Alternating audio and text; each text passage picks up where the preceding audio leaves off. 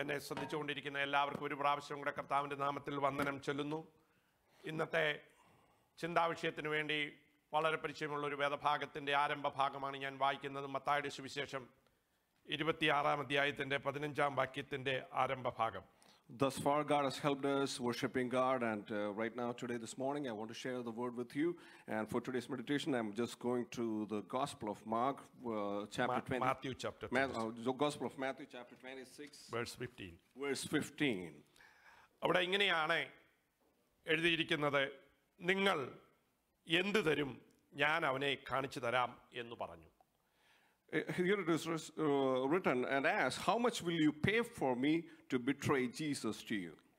കർത്താവായ യേശു ക്രിസ്തുവിൻ്റെ ശിഷ്യന്മാരിൽ ഒരുവനായി ഇസ്കരിയോത്ത് യൂദ എന്ന് പേരുള്ള ഒരു മനുഷ്യൻ മഹാപുരോഹിതന്മാരുടെയും ആ സന്നദ്ധി സംഘത്തിൻ്റെയും മുന്നിൽ ചെന്നിട്ട് ചോദിക്കുന്ന ഒരു ചോദ്യമാണ്, നിങ്ങൾ എനിക്ക് എന്ത് തരും, അല്ലെങ്കിൽ എനിക്ക് എന്ത് കിട്ടും? This is one of the questions posed by one of Jesus' disciples. His name is Iscariot Judah, and he went to the chief high priest, and he's asking this question: what you will pay me if I betray Jesus?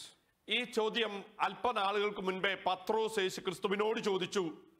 ഞങ്ങൾ നിന്നെ വിട്ട് എങ്ങും പോകയില്ല, ഞങ്ങൾക്കുള്ളതെല്ലാം വിട്ട് നിന്റെ അടുക്കൽ വന്നിരിക്കുകയാണെന്ന് 2 പ്രാവശ്യം 2 വിധത്തിൽ താൻ പറയുകയുണ്ടായി. എന്നാൽ തന്നോട് ഏറ്റവും കാര്യമായി കർത്താവ് പറഞ്ഞ ഒരു കാര്യം ഇതായിരുന്നു: നിങ്ങൾ ഉള്ളതൊക്കെയും വിട്ട് എന്നെ പിന്തുടർന്നതുകൊണ്ട് പുനരുത്ഥാനത്തിൽ നിങ്ങൾ എന്നോടൊപ്പം സിംഹാസനത്തിൽ ഇരുന്ന് ഭരിക്കും എന്ന് പറഞ്ഞിരുന്നു. You know, the same question has been asked by Peter a couple of times to Jesus before this incident which happened. And there, Peter was claiming that he said, we have left everything behind and we are following you. And Jesus gave them an answer: if you do this, when you leave everything what you have and sell it and give to the poor, what will happen is that in the resurrection day, you will sit with me in the throne.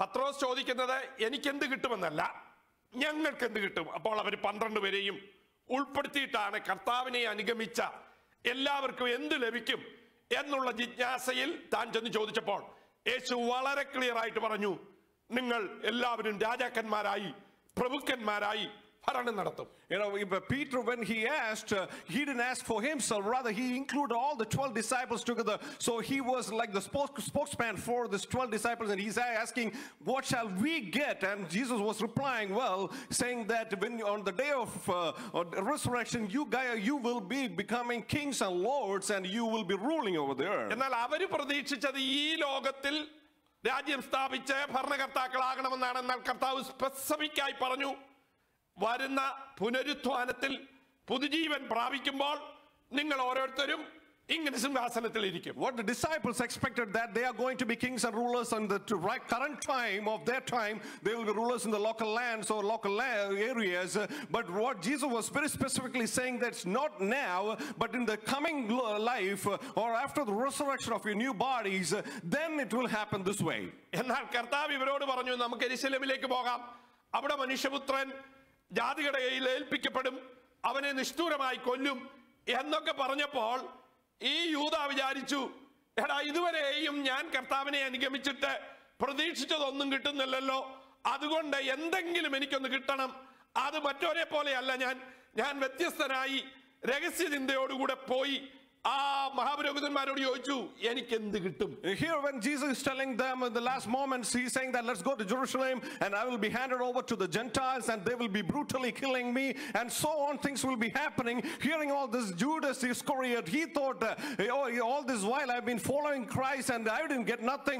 Let's find a way, let me find a way that I can gain something out of it. That's why he's reaching out to the high priest and asking, what shall I get? അവൻ പ്രതീക്ഷിച്ചത് അവന്റെ സമയത്ത് കിട്ടാഞ്ഞതുകൊണ്ട് അവൻ സത്യത്തെ വിൽക്കുവാൻ യജമാനനായ കർത്താവിനെ കർത്താവായി അംഗീകരിച്ചിട്ട് കൂടെ നടന്നിട്ട് വിൽക്കുന്നതിന് ഒരു പ്രശ്നവും തനിക്കില്ല. And he thought that because of he has been with Jesus for a while, even though he betrayed, he thought it's no problem at all. It doesn't cause any harm to him. That's why he attempted this.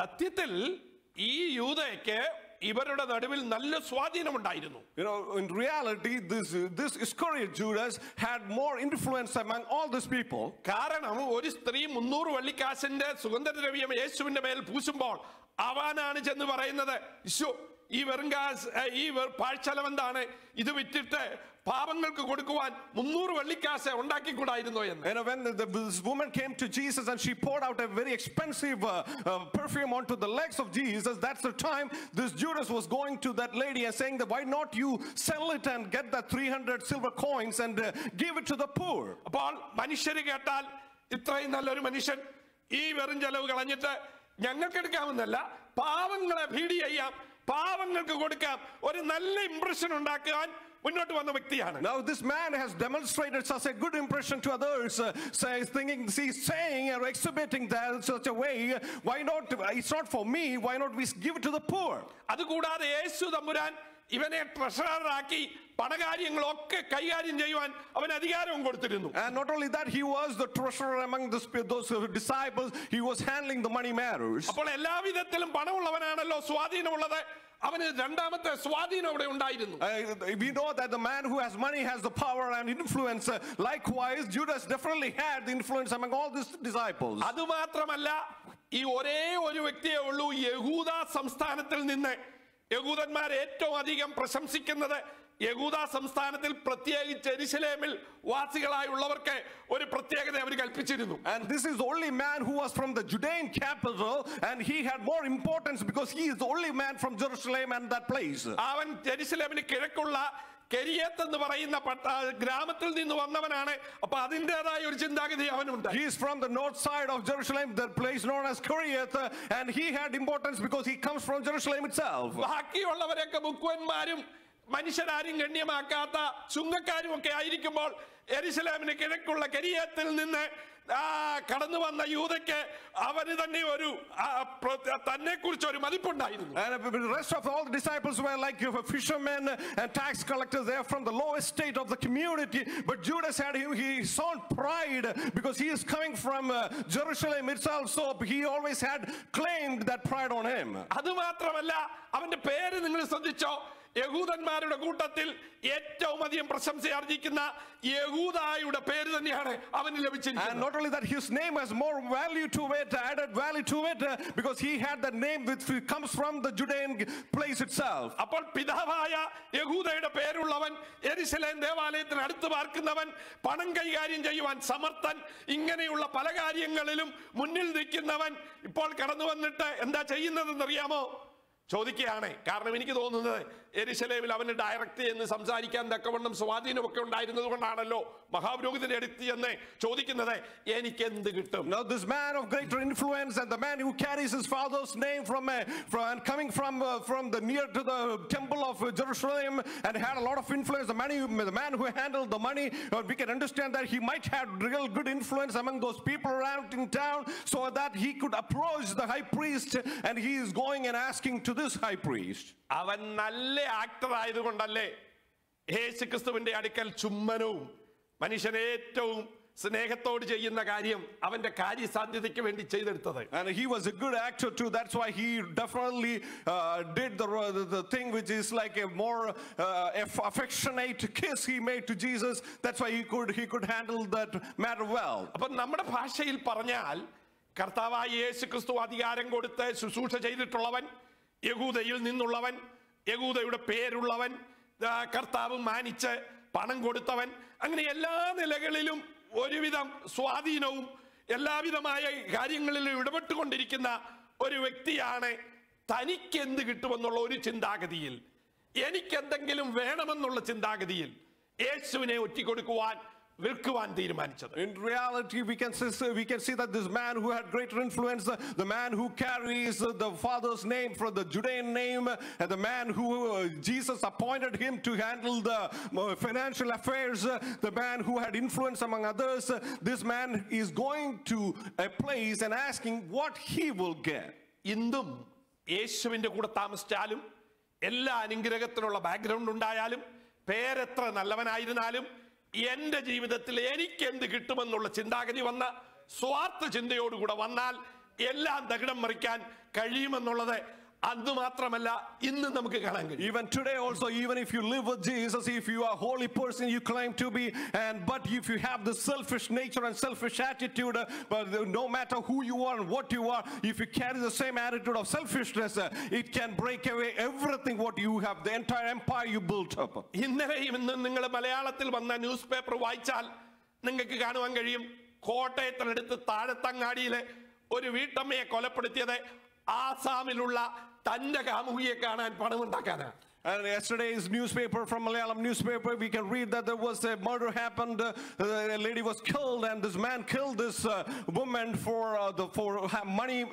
He wanted money to meet his fiancée in a different state itself. വളരെ നന്നായി പരിചയമുള്ള അയൽവക്കക്കാരൻ തന്റെ ജീവിതത്തിൽ തന്റെ ആഗ്രഹം സാധിക്കാൻ തന്റെ കാമുകിയെ കാണാൻ ആ സ്ത്രീയെ നിർദയശൂന്യം കൊന്നുകളഞ്ഞു. We can see that the man who was a neighbor to this lady who was murdered and known for each other for long years, but for his own selfish motive, he killed that woman in order to him to reach out to his fiancée. ഇന്ന് രാവിലെ ഞാൻ വായിച്ചു, ഹൈദരാബാദിൽ ഒരു യൗവനക്കാരൻ 25 വയസ്സുള്ളവൻ അമ്മയുടെയും ഇളയ സഹോദരന്റെയും സമ്മതത്തോടുകൂടി തനിക്കൊരു ജോലി കിട്ടാൻ അപ്പൻ ഗവൺമെന്റ് ജോലി ആയതുകൊണ്ട് അപ്പനെ ശ്വാസം മുട്ടിച്ച് കൊന്നിട്ട് ഹാർട്ട് അറ്റാക്ക് ആണെന്ന് നാട്ടുകാരോട് പറഞ്ഞു. And today we read there is another news coming from south of India, which says that this young man killed his own father with the permission of his mother and the daughter in order to get a job which his father had in the government sector, and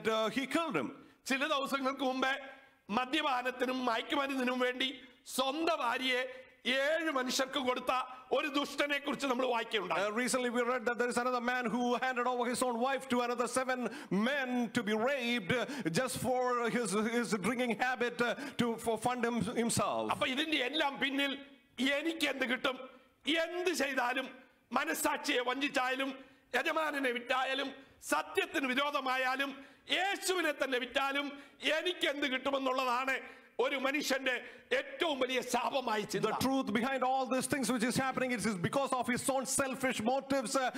No matter what, his own selfish cravings of his own flesh which demands what will I get, and that is the only motive behind all this cruelty which is happening around us. ഈ അവന്റെ മാത്രം സ്വന്തമായിരുന്നില്ല, എലീശയുടെ കൂടെ ദൈവത്തിന്റെ ആത്മാവിനാൽ തന്നോടൊപ്പം ministry ചെയ്തിരുന്ന Gehazi യജമാനന് വേണ്ടാന്ന് വെച്ചത് തന്റെ ജീവിതത്തിൽ വേണമെന്ന് വിചാരിച്ച് 2 കഷ്ണം തുണിക്കും അല്പം വെള്ളിക്കും വേണ്ടി അവനും ആ യജമാനനറിയാതെ ഓടിപ്പോയി സൂത്രം ഉപയോഗിക്കുന്നത് നമുക്ക് 2 രാജാക്കന്മാരുടെ പുസ്തകം 5-ാം അധ്യായത്തിൽ വായിക്കാൻ കഴിയും. Even in 2 Kings in chapter 5 we can read that Gehazi, who was the servant to Elisha the great prophet, when he was offered all this gold and all those things, but when the master denied it, he goes after this person who offered, and he's cheating his own conscience, and he's going after that man and demanding what he can get for himself. അപ്പോൾ അവൻ സ്വാർത്ഥൻ മാത്രമായിരുന്നില്ല, അവന് ദൈവം വെച്ച വലിയ ministry കാണാതെ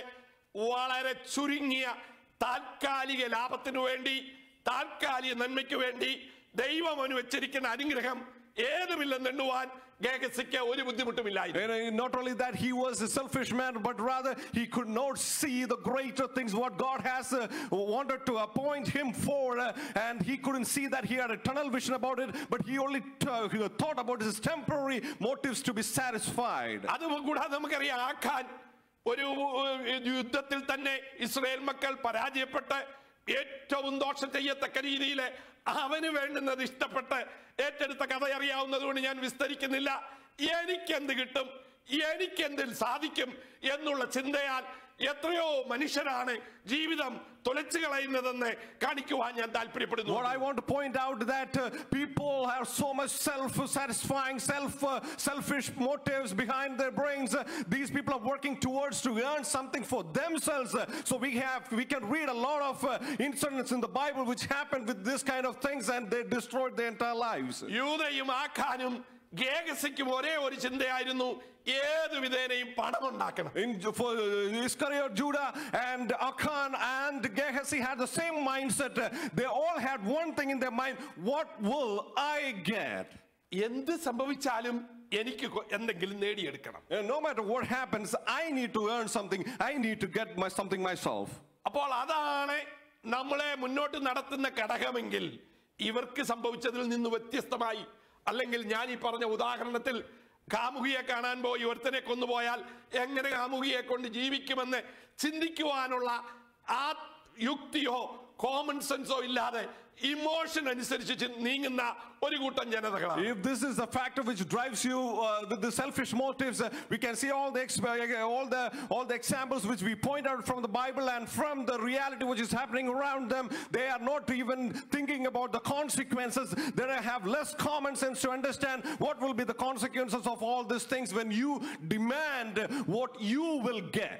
ദൈവം നിന്നെ കുറിച്ച് ആഗ്രഹിക്കുന്ന പർപ്പസും നിന്നെക്കുറിച്ച് ആഗ്രഹിക്കുന്ന ലക്ഷ്യവും മാറിപ്പോകുന്നതിന്റെ കാരണങ്ങളിൽ ഒരെണ്ണം നമ്മളെ ഭരിക്കുന്ന ഈ മെറ്റീരിയലിസം, ഈ ദ്രവ്യാഗ്രഹം എന്ന് നാം പേര് കൊടുക്കുന്ന, അല്ലെങ്കിൽ ഓമന പേര് കൊടുക്കുന്ന അനുഗ്രഹം നമ്മളെ എവിടെ എത്തിക്കുമെന്ന് ഇന്ന് പകൽക്കാലം ചിന്തിച്ചാൽ നന്നായിരുന്നു എന്ന് ഞാൻ ആഗ്രഹിക്കുന്നു. You know what I believe is that if we can examine ourselves, if this love for the money and for running after all the blessings of worldly pleasures, what will be your end? Because rather you are denying all the blessings and the anointing and the greater things what God wants to you. You're diverting from the purpose of God, what is appointed for your life. ഈ ഉൽപ്പത്തി പുസ്തകം 13-ാം അധ്യായത്തിൽ നമുക്ക് മറ്റൊരു ഉദാഹരണം കാണാൻ കഴിയും.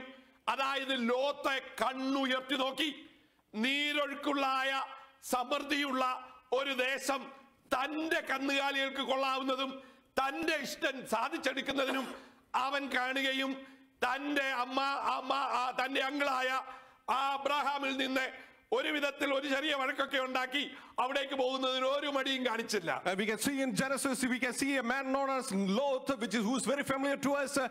He when they were parting ways, when Abraham asked, he looked around and he saw the more greener parts of the world, and he lush greens and everything was a blessing to him, and he chose that, denying everything good things from Abraham. And Abraham said, and he just left that place from Abraham. ആ വ്യക്തിക്ക് ഒരു blurry അഥവാ ഒരു ശരിയായ വിധം കാണാത്ത ഒരു ദർശനമേ ഉണ്ടായിരുന്നുള്ളൂ. Because he had a vision, he had a tunnel vision, because he didn't have a broader vision of what is going to happen next. വെള്ളെഴുത്ത് ഉള്ളവരെ കണ്ണാടി നോക്കാതെ നോക്കിയാൽ എങ്ങനെ ഇരിക്കുമോ അതുപോലെയുള്ള ഒരു കാഴ്ചപ്പാട്. You know, when the people who wear glasses, when they look into the writings without a glass, how do you, it's a blurred vision. That is what Lot had. ദൈവം വലിയ അനുഗ്രഹത്തിന് വേണ്ടി ഒരു വലിയ ദേശം യൂഫ്രട്ടീസ് തുടങ്ങി ഇങ്ങ് തെക്ക് വരെയും അങ്ങനെ വലിയൊരു വിശാലമായ രാജ്യം അവർക്ക് കൊടുക്കാമെന്ന് വാഗ്ദാനം ചെയ്തപ്പോൾ തന്റെ കൂടെ ഇത്ര നല്ലവനായ അബ്രഹാമിന്റെ കൂടെ ഇറങ്ങിത്തിരിച്ച മനുഷ്യനെ ജീവിതത്തിൽ വേണ്ടുന്നതൊക്കെയും കൊടുക്കുമെന്ന് അറിഞ്ഞിട്ടും സ്വാർത്ഥതയ്ക്ക് വേണ്ടി ലഭിച്ച ചെറിയ ഒരു ദർശനത്തിന് വേണ്ടി അവൻ സകലതും വെടിഞ്ഞ് ഈ സോദോമിലേക്ക് പോകുകയാണ്. You can see that when God promised to Abraham, when they set out that from Euphrates all the way down south, the whole entire region will be handed as a blessing to them. But knowing this blessing was along with Abraham, but again he couldn't envision what it is exactly. But because of his tunnel vision, he could only envision the small temporal blessing, and he just departed from Abraham. Abraham പാപത്താൻ പറഞ്ഞു, നീ ഇടത്തോട്ടെങ്കിൽ ഞാൻ വലത്തോട്ട്, ഞാൻ വലത്തോട്ടെങ്കിൽ നീ ഇടത്തോട്ടെ, നിനക്ക് ഇഷ്ടമുള്ളത് തിരഞ്ഞെടുത്തോളാൻ പറഞ്ഞു. Abraham told him that if you're going left, I'll go right. Whatever you choose, I'll choose the other one. It's your first choice. അവൻ അവിടുത്തെ മനോഹര വസ്തു മാത്രമേ കണ്ടുള്ളൂ. അവിടെ അവനെ നശിപ്പിക്കുന്ന സംഗതികളൊന്നും അവൻ കണ്ടില്ല. But he saw only the good things in that land, but he couldn't envision what is underneath or the underlying things which will definitely destroy him. അവിടുത്തെ പാപവും അവിടുത്തെ ജനങ്ങളുടെ രീതികളും അവനെ കണ്ടിട്ട് കാണാത്തവനെ പോലെയോ കേട്ടിട്ട് കാണാത്തവനെ പോലെയോ ജീവിക്കുവാൻ അവൻ ശ്രമിക്കുകയായിരുന്നു. And he was trying, even though he saw the sins of the people, even though he saw the ways of their lifestyles of that land, but he just rejected it, and he just started a lifestyle like them. അവൻ പോയി ഒരു 10 പേരെ 9 പേരെ കൂടെ influence ചെയ്തിരുന്നെങ്കിൽ ഈ Sodom നശിക്കയില്ലെന്ന് ദൈവം വാഗ്ദാനം ചെയ്തു. And if he would have gone to that place and if he could have influenced 10 more people, we know that from the scriptures God wouldn't have destroyed Sodom and Gomorrah. എന്നാൽ നമുക്കറിയാം, പോയി ഒരു സ്ത്രീയെ വിവാഹം കഴിച്ചു, അവർക്ക് 2 മക്കളുണ്ടായി, അവരെ വിവാഹം കഴിക്കാനുള്ള 2 പുരുഷന്മാരും അവിടെ ഉണ്ടായിരുന്നു എന്ന് ആ കോണ്ടെക്സ്റ്റ് പറയുന്നുണ്ട്. On the context we can understand that he went there and he married a woman and they had 2 daughters and there were 2 men for his daughters, so it was a small reach he had. അവിടെ അവൻ ജീവിച്ചു കൊണ്ടിരുന്നപ്പോൾ പെട്ടെന്ന് രാജാക്കന്മാർ വന്ന് അവനെ പിടിച്ചുകൊണ്ടുപോയി. Abraham തന്റെ മകൻ nephew അല്ലേ എന്ന് വിചാരിച്ച് ഓടിച്ചന്ന് അവനെ രക്ഷിച്ച് കൊണ്ടുവന്നപ്പോഴും രണ്ടാമതും അവൻ അവിടേക്ക് പോയി. You know, we can see that when the king of that land conquered this man and he took him away, then Abraham with all his fellows went and rescued him out of there. But again, after this rescue operation which happened, he went back again to the same sinful place. എന്ന് വെച്ചാൽ എന്താണെന്നറിയാമോ? പഠിക്കാത്ത ഒരുവൻ എന്ത് സംഭവിച്ചാലും കാര്യങ്ങൾ repeat ചെയ്ത് അവൻ വിചാരിച്ചെടുത്ത് അവന് ചെല്ലെത്തുവാൻ വേണ്ടി അവൻ ശ്രമിക്കുമ്പോൾ അവൻ നാശത്തിലേക്ക് നയാഗ്രയുടെ ഒഴുക്കിലേക്ക് ഒഴുകുകയാണെന്ന് അവൻ മനസ്സിലാക്കിയില്ല. You know, the one who didn't learn a lesson from his life, rather he chose to go for that destruction of his own life. He was destroying himself. He didn't understand what were the consequences coming after him. അവൻ രണ്ടാമതും സോദോമിൽ പോയി പാർക്കുകയാണ്. We can see that he went back to the same place again and he lived there. അവനെ മക്കളെ വിവാഹം കഴിക്കാൻ പോകുന്ന മനുഷ്യരോട് ചെന്ന് മരുമക്കളാകാൻ പോകുന്നവരോട് സംസാരിച്ചപ്പോൾ അപ്പൻ തമാശ പറയുന്നെന്ന് അവരെ ഏറ്റെടുത്ത്. You know, when this man went after to his son-in-laws to talk about all these things, they thought that he was just joking, so they didn't care much about his words. സ്വർഗ്ഗത്തിലെ ദൈവത്തിന്റെ ദൂതന്മാർ ഇറങ്ങി വന്ന് വളരെ വ്യക്തമായി സംസാരിച്ചിട്ടും അത് convince ചെയ്യാൻ നോക്കിയപ്പോൾ മരുമക്കൾ പറയാ തമാശ പറയാതെന്ന് പറഞ്ഞ് അവന് ദൈവം കൊടുത്ത മെസ്സേജ് രക്ഷപ്പെടുവാനുള്ള സന്ദർഭം ഈസിയായി തള്ളിക്കളയായിരുന്നു അവരെ. You know, we can understand that even though the angels came down and tried to convince them, even though when the angels itself started convincing them, his own son-in-laws denied it. They said it was just a joke. They couldn't take it. They took it very easily, and he could have escaped that place, but rather they rejected that offer. ഈ മനുഷ്യരെത്രമാത്രം തന്നെ influence ചെയ്തു എന്നറിയുവാൻ അവൻ പറയുന്ന മറ്റൊരു വാചകം ശ്രദ്ധിച്ചാൽ മതി. ആബാലവൃദ്ധൻ ജനങ്ങൾ അവന്റെ വീട് വളഞ്ഞ് അവിടെ വന്ന രണ്ട് പുരുഷന്മാരെ ഭോഗിക്കേണ്ടതിന് ചോദിക്കുമ്പോൾ എനിക്ക് കന്യകമാരായ രണ്ട് പുത്രിമാരുണ്ട്, അവരെ കൊണ്ടുപോയി എന്ത് വേണേലും ചെയ്തോളാൻ പറയുന്ന ധാർമ്മിക അധപ്പതനത്തിലേക്ക് താൻ രക്ഷപ്പെടുന്നതിനു വേണ്ടി തന്റെ പദ്ധതി സാധിക്കുന്നതിന് വേണ്ടി എന്തുവേദം ചെയ്യുവാൻ യൂദയേക്കാൾ ഒരു സ്റ്റെപ്പ് കൂടെ മുന്നോട്ട് പോകുന്ന ഒരു മനുഷ്യനെയാണ് നാം അവിടെ കാണുന്നത്. We can see the moral degradation this man had when this whole entire village rounded up his house in order to asking for those two angels which came in.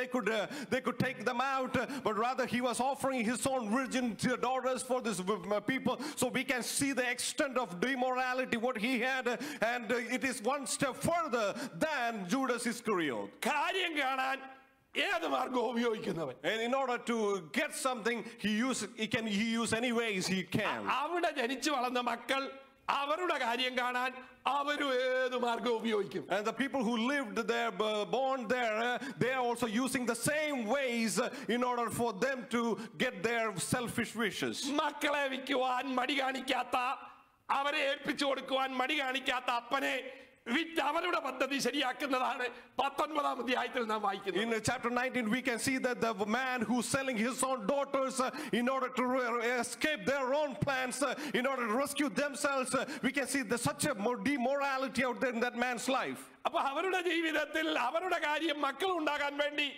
ഏത് അധപ്പതന മാർഗവും സ്വീകരിക്കുവാനും അപ്പനെ കൊണ്ട് കുടിപ്പിക്കുവാനും അവർ പഠിച്ചത് അവരുടെ ജീവിതത്തിൽ പെട്ടെന്നുണ്ടായ ചിന്തയല്ല.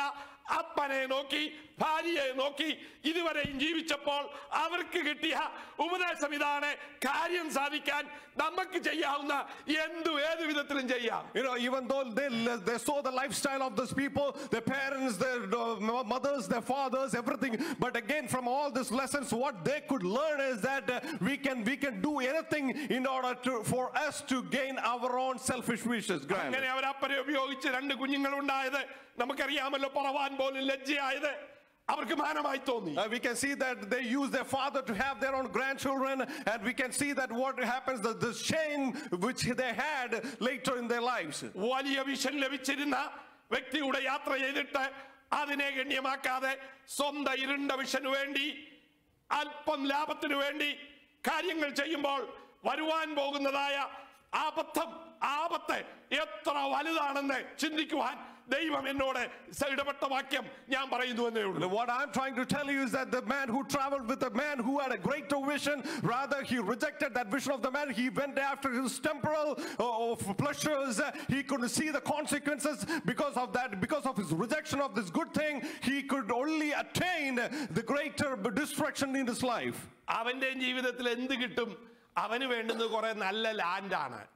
What he will get in his life is that he wanted good land for his own farming. അപ്പൊ ഒന്നാമത്തെ യൂദയ്ക്ക് പണമാണെങ്കിൽ രണ്ടാമത്തെ ലോത്തിന് വേണ്ടുന്നത് കുറച്ച് ലാൻഡ്, നല്ല land. First Judas Iscariot wanted money, but here we see that Lot wanted a good land for himself. ഇനി മൂന്നാമതൊരു വ്യക്തിയെ ഞാൻ കാണിക്കാൻ പോകുകയാണ്. അവന് വേണ്ടുന്നത് വേറെ ഒന്നാണ്, പണവുമല്ല ലാൻഡുമല്ല. അവൻ ദൈവത്താൽ അഭിഷക്തനായി ജനിച്ചപ്പോൾ തന്നെ വേർതിരിഞ്ഞവനായി പരിശുദ്ധാത്മാവിൽ നിറഞ്ഞ് ഒരു കൈ കൊണ്ടൊരു ഒരു ഏതുമില്ലാത്ത നമ്മൾ പേപ്പർ വലിച്ചു കീറുന്ന പോലെ സിംഹത്തെ വലിച്ചു കീറിയവനാ. And the third person I want to point out is that this man didn't desire any money, rather no land, but we can see this man has torn a lion into two pieces like so easily like we tear a paper. അവിടെ പറഞ്ഞിരിക്കുന്ന ആട്ടിൻകുട്ടിയെ വലിച്ചു കീറിയ പോലെ നമുക്ക് ആട്ടിൻകുട്ടിയെ പോയിട്ട് കോഴിയെ വലിച്ചു കീറാൻ ബുദ്ധിമുട്ടാ. അപ്പൊ അതുകൊണ്ടാണ് ഞാൻ പേപ്പർ എന്ന് പറഞ്ഞത്. The Bible says that it's like we tearing up a lamb, but we can't even tear up a chicken with our own bare hands. That's why we we were illustrating about a paper. അങ്ങനെയുള്ള ഒരു മനുഷ്യൻ അപ്പനോടും അമ്മയോടും ചെന്ന് പറയാണ്, ഞാൻ ഒരു പെൺകുട്ടിയെ ഫെലിസ്ത്യരുടെ നാട്ടത്ത് കണ്ടു. And he is going after to his parents and saying that I saw a woman in the land of the Philistines. തുടക്കം നോക്കിയാ എത്ര നല്ലതാ, കല്യാണത്തിന് വേണ്ടി ഒരു പെൺകുട്ടിയെ കണ്ടു, ഞാൻ വിവാഹം കഴിക്കാൻ പോകുന്നു എന്നേ പറഞ്ഞുള്ളൂ. When we look at it, it's just a simple thing. He just said I saw a woman, I like her, so I'm going to marry her. പറയാ അതിനെന്തോ കുഴപ്പം, ഒരു കുഴപ്പവുമില്ല. അപ്പനും അമ്മയും പറഞ്ഞു, കുഞ്ഞെ നീ ദൈവ പൈതലാണ്, നിനക്ക് ആവശ്യമില്ലാത്തടത്ത് പോയി ഇടപെടല്ലെന്ന് പറഞ്ഞു. And if we are then that time we will say that that's okay, it's a normal thing. But here the parents said no, you are a man of God, you should not entertain yourself with these things. എനിക്ക് എന്ത് കിട്ടുമെന്നുള്ളത് അവന്റെയും ചിന്ത. Now here he is also desiring what will I get. അപ്പനും അമ്മയും പറഞ്ഞിട്ടൊന്നും അവനും നിന്നില്ല, അവൻ അതിനുവേണ്ടി മുന്നോട്ട് പോയി. He didn't care about what the parents said, he just went along with his way. അവിടെ ചെന്ന് വലിയ പ്രോബ്ലം ഒക്കെ ഉണ്ടാക്കി, ഫെലിസ്ത്യരുമായി ഗുസ്തി ഉണ്ടാക്കി, വലിയ നാശങ്ങളൊക്കെ ഉണ്ടാക്കി, അങ്ങനെ അവൻ ഫെലിസ്ത്യർക്ക് ഒരു ശല്യമായി തീർന്നു. And we know that he went to the land of Philistines, he made fights with the people, and he became a nuisance to those people out there. കുറെ നാൾ കഴിഞ്ഞപ്പോൾ ഭാര്യ അവന് നഷ്ടമാക്കി. കാരണം ഇവന്റെ ജീവിത രീതിയൊക്കെ കണ്ടപ്പോൾ ഈ പെണ്ണിന്റെ അപ്പൻ വേറൊരുത്തനെ കൊണ്ട് ഈ പെണ്ണിനെ കെട്ടിച്ചു. And we can see that after a while, because the way his lifestyle was not really good enough, so his wife's father got her married to another man. അയാളൊരു നല്ല ഉദ്ദേശമൊക്കെ പറഞ്ഞു, കുഞ്ഞെ ഇത് ഇളയ പെൺകൊച്ചുണ്ട്, നീ അങ്ങ് കല്യാണം കഴിച്ചോ എന്നൊക്കെ പറഞ്ഞു. അവൻ പോയത് എങ്ങോട്ടാണെന്നറിയോ? ഒരു വേശ്യയുടെ അടുത്ത് പോയി. അടുത്ത വാചകം. And this father said, okay, it's okay, there is a younger child out there, you can marry him, but rather he didn't agree to that, and he went out to a prostitute. അവിടെ ചെന്നപ്പോൾ ഫെലിസ്ത്യർ കേട്ടു ഇവിടെ ഉണ്ടെന്ന്. അവസാനം കഷ്ടിച്ച് അവൻ മതിലും എടുത്തോണ്ട് പോയി രക്ഷപ്പെട്ടു. കാരണം ദൈവാത്മാവിനെ സഹായിച്ചത് കൊണ്ട് അവൻ അവിടുന്ന് രക്ഷപ്പെട്ടു. And we can see that when he reached out to that prostitute house, the Philistines knew that he was residing in that place, and they bound him, and we can understand from the words, it says that he took away even the wall and he escaped that place. അവിടെ വെച്ച് അവൻ പാഠം പഠിച്ചില്ല. Still he didn't learn his lesson. അവൻ നോക്കുമ്പോൾ ആത്മാവിൽ നടക്കപ്പെടുന്നു, വീര്യ പ്രവൃത്തി ചെയ്യുന്നു, അവൻ ആഗ്രഹിക്കുന്നതൊക്കെ ചെയ്യുന്ന ഉടനെ അവന്റെ ജീവിതത്തിൽ ഇതൊന്നും ഒരു പാപമോ തെറ്റോ കുറ്റമോ അവനെ നശിപ്പിക്കുന്നതാണെന്ന് വിചാരിച്ചില്ല. Even though when he was looking at himself, he said, oh, I'm anointed, I have power, I have strength, God is with me. So whatever he was committing, all these mistakes, he didn't count it as grave mistakes. Rather he thought it is something God is aiding him for.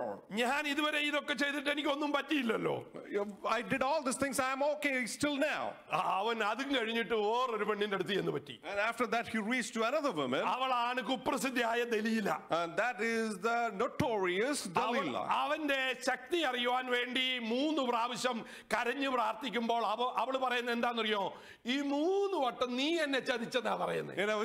In order to know his strength, he was praying, he's crying out and praying to God. That time Delilah was confronting him and saying that you cheated on me 3 times.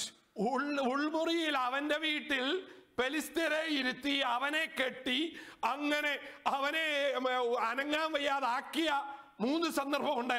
അപ്പോഴും അവളെന്താ കരഞ്ഞോണ്ട് പറയുന്നതെന്നറിയാമോ? നീ എന്നെ 3 വട്ടം ചതിച്ചു, നീ എന്നെ സ്നേഹിക്കുന്നില്ലെന്ന്. There we can see that 3 times he was being bound and he was being chained. He's been captured by the Philistines. All these 3 times he was in this position, but Delilah is crying out saying that all these 3 times he was pointing out the mistake on him and saying that you cheated on me. Delilah വളരെ നന്നായി act ചെയ്യാൻ പഠിച്ചൊരു പെങ്കൊച്ചായിരുന്നു. Delilah was a good actor though.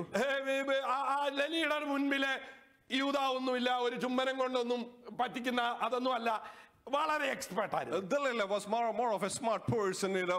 It's not an affectionate kiss, won't do anything. അവന്റെ മുമ്പിൽ ഇരുന്ന് കരയുകയാണ്. And she is just weeping in front of him. Common sense എന്നുള്ളത് ഈ മനുഷ്യനില്ലായിരുന്നു. ദൈവാത്മാവ് ഉണ്ടായിരുന്നെങ്കിലും ചെയ്യേണ്ടത് ചെയ്യുവാൻ, പറയേണ്ടത് പറയുവാൻ മാത്രം അവന് കഴിഞ്ഞില്ല. Even though the anointing of God was upon him, but he lacked common sense. He couldn't do what he was supposed to do. He couldn't say what he was supposed to say. ദൈവശക്തിയുമായി, ദൈവവചനവുമായി, ദൈവത്തിന്റെ പ്രവൃത്തിയുമായി കുഞ്ഞു കളിച്ചതിന്റെ കാരണം എന്താണെന്നറിയാമോ? ഇത്രയൊക്കെ ഞാൻ ചെയ്തിട്ടും എനിക്കൊന്നും സംഭവിച്ചില്ല. He played around with the power of God. He played around with the anointing of God. The reasoning what he had was saying that, oh, I did all these things, still I'm okay. Common sense ഉള്ള ആരെങ്കിലും, എന്നെ കേൾക്കുന്ന ആരെങ്കിലും 3 പ്രാവശ്യം ഒരു പെൺകൊച്ച് പറ്റിച്ച് അവനെ വലിച്ചു കെട്ടി അവനെ കുടുക്കി കിട്ടുമ്പോൾ അവൻ ചോദിക്കത്തില്ല, കൊച്ചെ ഞാനാണോ നിന്നെ ചതിച്ചത് അതോ നീയാണോ എന്നെ ചതിക്കുന്നത്? A man with minimum common sense, if he's been bound 3 times by the same woman, cheated by her, and he's been done all these things to her, I mean she did to him, and man with less common sense will ask her, is it you did that or I cheated on you? യൂദാ ഒരു പ്രാവശ്യം തെറ്റിപ്പോയെങ്കിൽ രണ്ടാമത് ഞാൻ പറഞ്ഞ വ്യക്തി നോക്കിക്കേ, അവൻ ലാൻഡിന് വേണ്ടി അവനൊരു സെക്കൻഡ് ചാൻസ് കിട്ടിയിട്ടും അവന് മാനസാന്തരമോ മടക്കിവരവോ ഉണ്ടായില്ല. ഇവിടെ ഇതാ ഒരുത്തന് 3 ചാൻസ് കിട്ടിയിട്ടും അവനും പഠിക്കുന്നില്ല. Now we can see that Judas, this career Judas, he had only 1 chance. He just went his way, and we can see Lot that he had a second chance, that he again went back to the same place he came out from. And we can see here the man having 3 chances, still he can't learn a lesson. യൂദാ തന്നെത്താൻ കാര്യത്തിന് പരിപാടി അങ്ങ് വരുത്തി. അവൻ കണ്ടത്, അവൻ പ്രതീക്ഷിച്ചത് ലഭിക്കാഞ്ഞപ്പോൾ തന്നെത്താൻ പോയി തൂങ്ങി ചത്തു. യേശുവിന്റെ അടുക്കലേക്ക് നോവും പോയില്ല. And we can see that Judas didn't went to Jesus or anything like that.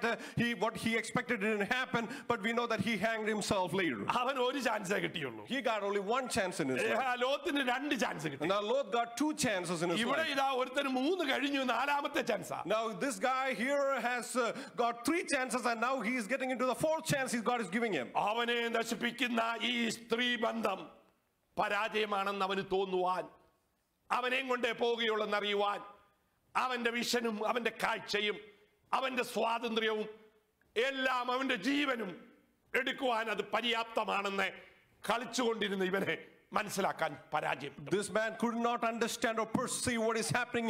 The affair which is going on with her will destroy him, lead him to more destruction further down in his life. He will lose all the strength. He will be ended up with nothing. He couldn't understand that even though he went through 3 chances God gave him to understand. ഇത്രയുമുള്ള ഒരു കഴുതയുടെ താടിയെല്ലുകൊണ്ട് വലിയൊരു കൂട്ടത്തെ തനിക്കെതിരെ യുദ്ധത്തിന് വന്നവരെ നശിപ്പിച്ച ഈ വ്യക്തിക്ക് നോക്കിക്കേ, അവൻ മാവ് പൊടിക്കുകയാണ്. അവന്റെ കണ്ണ് കാണത്തില്ല. അവൻ ആകപ്പാടെ തപ്പി നടക്കുകയാണ്. ദേശത്തിന് അപമാനം, കുടുംബത്തിന് അപമാനം, ദൈവത്തിന് അപമാനം. ഇന്ന് അപമാനമായതുകൊണ്ട് ഞാനും പ്രസംഗിക്കുന്നു.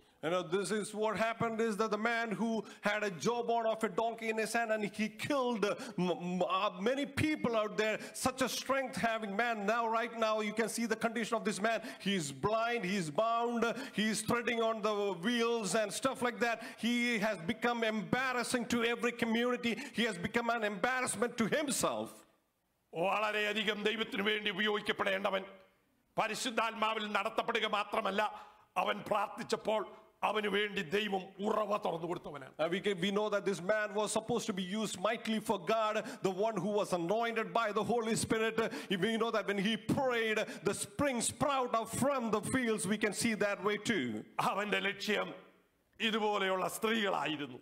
But his aim was just after these women. He was going after. ഒരുത്തന് യൂദയ്ക്ക് പണമാണെങ്കിൽ, ലോത്തിന് ലാൻഡ് ആണെങ്കിൽ, ഇവിടെ ഇതാ വേറൊരുത്തിന് സ്ത്രീയായി മാറിയിരിക്കുന്നു. Judas was after the money and Lot was after the land. Here we can see this man is after the women. ആ മനുഷ്യന്റെ അവസാനം നമുക്കറിയാമല്ലോ. We know the end of all these people. ഓ ദൈവമേ, ഞാൻ നശിച്ചു പോകട്ടെ, എന്നെ ഒന്നുകൂടെ ശക്തീകരിക്കണമേ. Oh, he is praying outside the God, let me destroy myself, but strengthen me one more time. അവന്റെ ആ കഷ്ടതയിൽ നിന്ന് വിടുവിപ്പാൻ അവന്റെ പ്രാർത്ഥന അവിടെയും ദൈവം മാനിച്ചു കൊടുത്തു. Even though God honored his prayer just in order to rescue him out of the tribulation what is going on, God honored him again. പാഠം പഠിക്കാത്ത ശിംശോന്റെ ശവശരീരമാണ് അവിടെ നാം കാണുന്നത്. And then we can see the dead body of Samson who never learned his lessons. നാലാമത്തെ ഒരു വ്യക്തിയെ കൂടെ കാണിച്ച് ഞാൻ എന്റെ വാക്കുകൾ നിർത്താം. I want to point out fourth person, then I will conclude here. അവൻ ഗിദെയോനെ അവന്റെ വെപ്പാട്ടിയിലുണ്ടായ അബീമേലെക്കാണ്. And it is Abimelech who was born to Gideon through his maid concubine. അവനെ ഒരാഗ്രഹം, എനിക്ക് ഇസ്രായേലിനെ ഭരിക്കണം. Now Abimelech had a desire that I want to rule Israel. അവൻ അധികാരം വേണം എല്ലാവരുടെയും മുകളിൽ. He want power and that kind of fame. അവനെ ഭാര്യയിൽ നിന്നുണ്ടാകാത്തത് കൊണ്ട് അവൻ അധികാരം കിട്ടുകയില്ല. Because he was not being born out of a legal woman or legal wife, so he cannot attain the kingship of that land. അവനും അവന്റെ അമ്മയുടെ വീട്ടുകാരായ അലേക്കാശിലുള്ളവരും കൂടെ കൂടി പ്ലാൻ ചെയ്ത് അവനെ ഒരു കൂട്ടം വഷളന്മാരെ കൂട്ടി ഗിദെയോന്റെ 70 മക്കളെ ഒരു കല്ലിൽ വെച്ച് കൊന്നു എന്നാ പറഞ്ഞു. And we can see that he and his mother's part of the family, they all wicked people gathered together and killed 70 sons of Gideon in one rock itself, laying their head and cutting it off. അവൻ ഒരൊറ്റ ആഗ്രഹമേ ഉണ്ടായിരുന്നുള്ളൂ, ഏതു വിധേനയും അവൻ അധികാരം വേണം. All his desire was that no matter what he does, he wanted the power. അവൻ വളരെയധികം ദോഷം ഇസ്രായേലിന് ചെയ്തു. And he did a lot of bad things to Israel. അവൻ ഒരു തിരികല്ല് വീണ് അവന്റെ തല പൊട്ടിപ്പോയി എന്നാ പറഞ്ഞു. And it says that there was this rock, a spinning rock. സ്ത്രീ ഒരു റോക്ക് അവന്റെ തലയിലിട്ടു. A rock fall upon his head and he crushed his head and he died. അവൻ പറഞ്ഞു, ഒരു സ്ത്രീ എന്നെ കല്ലുകൊണ്ട് കൊന്നു എന്ന് പറയാതിരിപ്പാൻ അവന്റെ ദാസനോട് പറഞ്ഞു, എന്റെ കഴുത്തങ്ങ് മുറിച്ചേക്കാൻ. And because he didn't want that embarrassment of saying a woman killed her with a stone, he asked his servant to cut off his head. ഇവരുടെ എല്ലാ ലക്ഷ്യം എനിക്ക് എന്ത് കിട്ടുമെന്ന്. All these people's aim was that what will I get? അതിനുവേണ്ടി ഒരുവൻ പണത്തിന് പുറകെ യേശുവിനെ പോലും വിൽക്കുവാൻ പോയി. And so for that reason one man went after money, even he wanted to sell Jesus Christ. ലാൻഡിന് വേണ്ടി സ്വന്തം ഉപ്പാപ്പൻ, ദൈവം വാഗ്ദാനം കൊടുത്തവൻ, ദൈവത്തിന്റെ അനുഗ്രഹമായി മാറിയവൻ, അബ്രഹാമിന്റെ സന്തതി എന്ന് പറഞ്ഞ് ന്യൂ ടെസ്റ്റ്മെന്റ് തുടങ്ങുമ്പോൾ അനുഗ്രഹത്തിന്റെ പാത്രമാകുവാൻ അല്പം ലാൻഡിനു വേണ്ടി അവന്റെ വിഷൻ അവൻ ലഘൂകരിച്ച് അല്പനേരത്തേക്കുള്ള താൽക്കാലിക നന്മയ്ക്ക് വേണ്ടി പോയപ്പോൾ അവനും അവന്റെ മക്കളും അവന്റെ ഭാര്യയും അവന്റെ വംശവും ശാപഗ്രസ്തരായി. And we know that the man for a temporary pleasures of his own life, just for the land, he rejected the greater blessing which was following him along with Abraham, the man who was known as a friend of God, the man who carried a greater blessing. He could have earned the same part of the blessing in his life. Even the Bible says he was the son and he was from the generation of Abraham itself, the man who could have attained much greater heights in his life, but you can see that they became cursed in the life. ദൈവം ഭരിക്കുവാൻ വലിയ ലക്ഷ്യത്തോടുകൂടെ ദൈവജനങ്ങളെ നയിക്കുവാൻ ശക്തനായി തീർത്ത ശിംശോൻ, അവന്റെ ജീവിതത്തിൽ സ്ത്രീകൾ ഒരു ബലഹീനതയായി അവന് നാശത്തിൽ നിന്ന് നാശത്തിലേക്ക് കുപ്പകുത്തി. The man who was anointed by God, strengthened by God, who was supposed to be ruling about all the people and given the wisdom out there, but this man, because of his weaknesses in his life, he fall from the anointing, and we can see the destruction happened in his life as well. അവസാനം അബീമേലെക്ക് അധികാരത്തിനു വേണ്ടി എന്തുവേതും ചെയ്തു. And in the last we saw Abimelech for the powers, because of the power struggle, he did everything and anything he could. ഇവരുടെ എല്ലാം മുമ്പിൽ ഉണ്ടായിരുന്ന അവരെ കുറിച്ചുള്ള ദൈവത്തിന്റെ പർപ്പസ്, ഉദ്ദേശം തിരിച്ചറിയുവാൻ കഴിയാതെ താൽക്കാലികമായ കാര്യത്തിനു വേണ്ടി ഇരുണ്ട ദർശനം പ്രാപിച്ചവരായി കാണേണ്ടത് കാണാതെ അവരുടേതായ സ്വാർത്ഥ ചിന്തയിൽ ജീവിച്ചതുകൊണ്ട് ലക്ഷ്യസ്ഥാനത്ത് എത്തിക്കയറുവാൻ കഴിഞ്ഞില്ല. None of these people could fulfill the purpose of God, which was greater on their lives, but rather for their temporal pleasures and temporal reasons, they went after their own wishes and desires of the flesh. They couldn't reach out to their destination, what God appointed them for. They fell off from the track. കർത്താവ് പറഞ്ഞത്, നിങ്ങൾ എന്നെ പിൻപറ്റുന്നത് കൊണ്ട് വരുന്ന കാലത്ത് നിങ്ങൾ എന്നോടുകൂടെ സിംഹാസനത്തിലിരിക്കും. What Jesus said, that because you are following me in the next life, the next world, you will be with me in the throne. അത് താമസമാണെന്ന് വിചാരിച്ച് അതിവിടെ ലഭിക്കയില്ലല്ലോ എന്ന് വിചാരിച്ച് എനിക്ക് ഇപ്പം എന്റെ സാറ്റിസ്ഫാക്ഷൻ, എന്റെ ചിന്താഗതി നേടിയെടുക്കുവാൻ ഏത് മാർഗവും സത്യത്തെ വിൽക്കുന്ന, നാഥനെ വിൽക്കുന്ന, പണത്തിനു വേണ്ടി, അധികാരത്തിനു വേണ്ടി, ലൈംഗിക ജീവിതത്തിനു വേണ്ടി, അല്പം ലാൻഡിനു വേണ്ടി ജീവിതത്തെ ഇല്ലാതാക്കുന്ന ഒരു കൂട്ടം ജനങ്ങളെയാണ് ഇന്നും നാം ലോകത്തിൽ കാണുന്നത്. Even we see today there are people who are just wandering in this world for this temporal visions which they have for the pleasures of this world. They destroy their own lives. We can see for that little money, a little land, for the weaknesses of their own worldly pleasures, and we can see for the power struggle, they destroy and they don't come into the fulfillment of the plan and purpose of God. പിന്നെയും chance ലഭിച്ചിട്ടും നിന്റെ കണ്ണു കുരുടാക്കുന്ന, നിന്റെ ജീവിതത്തിന്റെ ലക്ഷ്യം തട്ടിക്കളയുന്ന ദലീലമാരുടെ കരച്ചിലിൽ, അവരുടെ വാക്കുകളിൽ അവൾ ചതിക്കപ്പെട്ടു എന്ന് പറഞ്ഞ് നിന്നെ കിക്കിളി കൊള്ളുമ്പോൾ, നിനക്ക് സാഹചര്യം ലഭിച്ചിട്ടും മടങ്ങി വരുവാൻ മനസ്സില്ലാതെ, പഠിക്കുവാൻ സമ്മതിക്കാതെ ജീവിതം മുന്നോട്ട് പോകുന്ന ആരെങ്കിലും എന്നെ കേൾക്കുന്നുണ്ടെങ്കിൽ, ഈ കർത്താവ് നിന്നെ വിളിച്ചിരിക്കുന്നത് വലിയ പദ്ധതിക്ക് വേണ്ടിയാണെന്ന് നീ മനസ്സിലാക്കേണ്ടിയിരിക്കുന്നു. If anyone who's listening to us this morning, if you are just out of the track of God when God has greater visions and plans and purpose for your life, if you're off the track and you're going after this worldly pleasure, for the temporal things of this world, for the pleasures to satisfy your own fleshly desires, you have to learn a lesson. Even though you get multiple chances in your life, still you haven't learned a lesson. This message is for you this morning.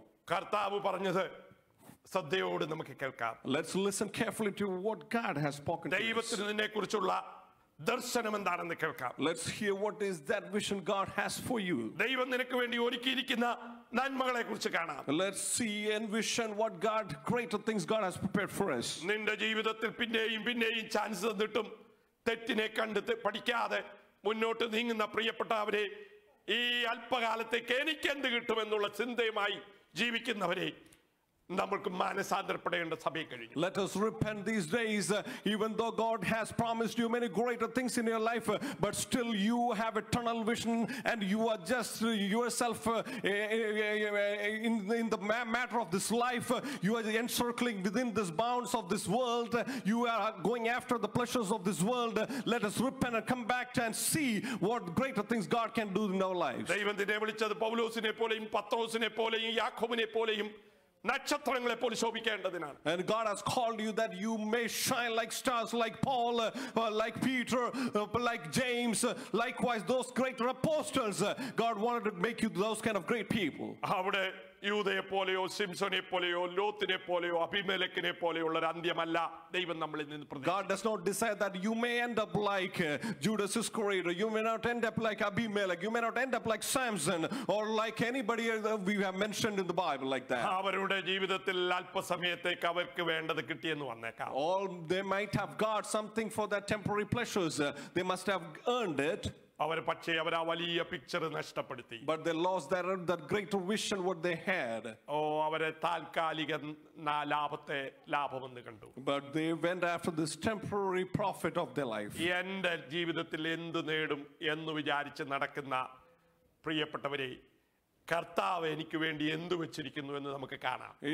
In spite of what God, you are going after things of what you can get in this world. Rather, let us focus ourselves what God has prepared for us and let us envision that. Let us go after what God's plan and purpose of life. ദൈവം നമുക്ക് തരുന്ന സന്ദർഭത്തിൽ നമുക്ക് പാഠം പഠിച്ച് മുന്നോട്ട് പോകാം. Let us learn a lesson what God teaches us time to time again. ഈ കൊറോണ വൈറസ് നമ്മെ പഠിപ്പിക്കുന്ന പാഠം എന്ത്? And what is this pandemic is teaching us these days?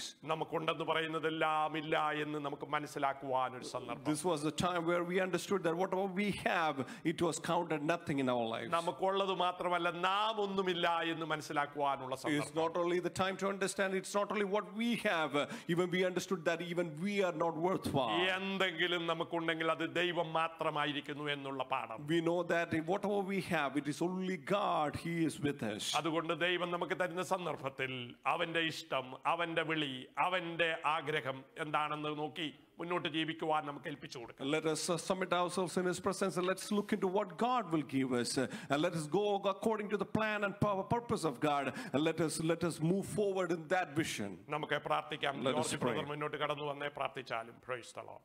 നമുക്ക് എല്ലാവർക്കും കണ്ണുകൾ അടച്ച് നാം Bow your heads. ദൈവസന്നിധാനത്തിൽ എങ്ങനെയായിരിക്കുന്നു എന്ന് നമുക്ക് ചിന്തിക്കാം. Let us examine and let us surrender our lives. Let's close our eyes and let's pray. നമുക്ക് പ്രാർത്ഥിക്കാം. Praise the Lord. ഞങ്ങളുടെ സ്വർഗീയ പിതാവ്, ഞങ്ങൾ തിരുസന്നിധിയിലേക്ക് അടുത്തു വരുന്നു. അനേക ദിവസങ്ങൾക്ക് ശേഷം ഞങ്ങൾക്കൊന്നിച്ച് ദൈവസഭയായി കടന്നു വന്ന് ദൈവത്തെ ആരാധിക്കുവാൻ ഇന്ന് ഞങ്ങളെ സഹായിച്ച മഹാകരുണയെ ഓർത്ത് സ്തോത്രം ചെയ്യുന്നു. ഞങ്ങൾ കേട്ടതുപോലെ തന്നെ ഞങ്ങളുടെ ജീവിതത്തിലുള്ളതൊന്നും ഞങ്ങൾക്ക് ആവശ്യ സമയത്ത് ഉപകരിക്കുകയില്ല. ദൈവം തരുന്നത് മാത്രമേ ഞങ്ങൾക്ക് ഉപകരിക്കുകയുള്ളൂ എന്ന് ഇന്ന് പകൽക്കാലം ദൈവവചനത്തിലൂടെ കർത്താവിനെ ഞങ്ങളെ കേൾപ്പിച്ചതോർത്ത് ഞങ്ങൾ നന്ദി കരയറ്റുന്നു. ഞങ്ങൾ കേട്ടതുപോലെ തന്നെ ജീവിതത്തിൽ കർത്താവ് ഞങ്ങളൊന്നും കുറഞ്ഞതിന് വേണ്ടി സെറ്റിൽ ചെയ്യാതെ ലോകം ഞങ്ങൾക്ക് അല്ല വേണ്ടത്, സ്വർഗത്തെ നോക്കിക്കൊണ്ട് ലോകത്തിന് വേണ്ടിയിട്ട് സ്വർഗം കളയാതെ മാനസാന്തരപ്പെട്ട് ദൈവമുഖത്തേക്ക് നോക്കിക്കൊണ്ട് നല്ല ക്രിസ്തീയ ജീവിതം വിജയകരമായി ജീവിക്കുവാൻ ഞങ്ങളെ സഹായിക്കുമാറാകണമേ എന്ന് പ്രാർത്ഥിക്കുന്നു. അതിനുവേണ്ടി ഞങ്ങളെ സകലരെയും നിന്റെ തിരുക്കരങ്ങൾ താഴ്ത്തി സമർപ്പിക്കുന്നു. ദൂരത്തിരുന്നും ഞങ്ങളെ വീക്ഷിക്കുന്ന എല്ലാവരെയും ഓർത്തുകൊണ്ട് സ്തോത്രം ചെയ്യുന്നു. ദൈവം ഞങ്ങളെ സഹായിക്കണം. പ്രാർത്ഥന കേട്ടിരിക്കുന്നുണ്ട്. സ്തോത്രം യേശുവിൻ നാമത്തിൽ തന്നെ. ആമേൻ. ഇപ്പോൾ പാടത്ത് മുന്നോട്ട് കടന്നു വന്നൊരു